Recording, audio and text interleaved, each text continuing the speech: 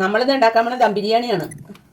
ചിക്കൻ്റെ ഒന്ന് വറക്കാൻ പോണേനെ. അതിപ്പോൾ നമ്മൾ കാശ്മീരി പൊടിയും ഉപ്പും മഞ്ഞപ്പൊടിയും കുരുമുളക് പൊടിയും ചേർത്തിട്ടാണ് ഇത് പുരട്ടി വെച്ചത്. അപ്പോൾ അതൊന്ന് വറുത്തെടുക്കാം. 1.5 കിലോ ചിക്കനാണ് എടുത്തേക്കണേ.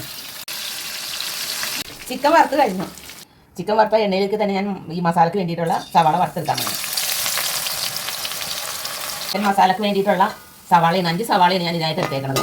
സവാള വറുത്ത എണ്ണയിലേക്ക് നമുക്ക് ഇഞ്ചിയും വെളുത്തുള്ളിയും കൂടി ചതച്ചതൊന്ന് മൂപ്പിച്ചെടുക്കാം. ഇനി നമുക്ക് തക്കാളി, പച്ചമുളക്, ഒരു പച്ചമുളക്, വലിയ പച്ചമുളകാണ് ഒരെണ്ണം കൊടുക്കത്തുള്ളൂ. ഒരു തക്കാളി. ഇതിലേക്ക് നമുക്ക് മസാലകളൊക്കെ ചേർക്കാം. കുറച്ച് മല്ലിപ്പൊടി,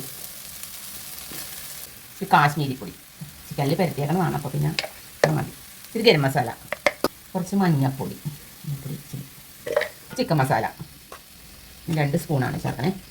പാകത്തിന് കുറച്ച് ഉപ്പ്, ചിക്കനിൽ വറുത്തതിൽ ഉപ്പ് ചേർത്തേക്കണതാണ്. അപ്പോൾ ഇതിന് ഗ്രേവിക്ക് മാത്രമുള്ള ഉപ്പ് മതി.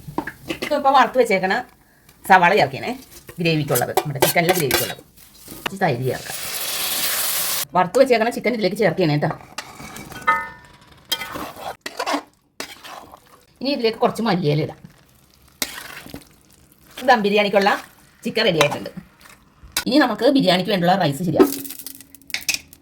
കുറച്ച് നെയ്യ് ചേർക്കാം. ഇനി കുറച്ച് വെളിച്ചെണ്ണയും കൂടി ചേർക്കണം.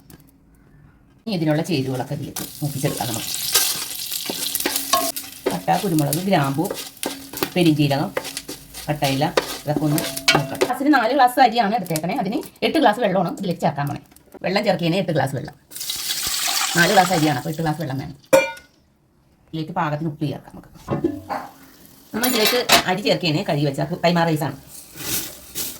ഇതിലേക്ക് കുറച്ച് മല്ലിയില ഇട്ടേക്കാം. നമുക്കിതൊന്ന് തുറന്ന് നോക്കാം. റൈസ് ശരിയായിട്ടുണ്ട്. നമുക്ക് ദം ചെയ്യാം. ഉണ്ടാക്കി വെച്ചിരിക്കുന്ന ചിക്കനിലേക്ക് ചേർക്കാം. ഈ റൈസ് ഇടാം. ഇതിലേക്ക് നമുക്ക് അണ്ടിപ്പരിപ്പും ഉള്ളി വറുത്തതും കൂടി ചേർക്കാം. കുറച്ച് മല്ലിയിലയും കൂടി ചേർക്കാം നമുക്കിതിലേക്ക്. ഇനി നമ്മുടെ ചിക്കൻ ദം ബിരിയാണി റെഡി ആയിട്ടുണ്ട്.